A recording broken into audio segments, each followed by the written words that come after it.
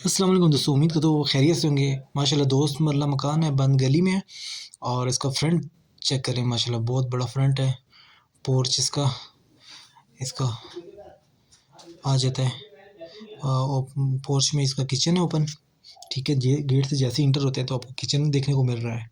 उसके कबर्ड है, साथ में 2 बेड है, अटैच वाशरूम के साथ है।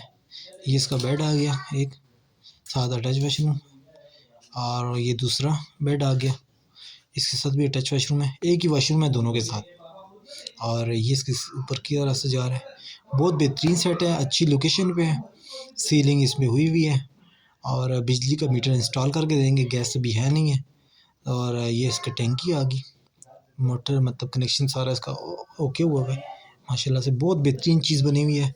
जिस भाई को भी चाहिए वो हमसे रब्ता करें और इंतहाई मुनासिब कीमत में हो जाएगा इंशाल्लाह। ये इसकी मेन लोकेशन।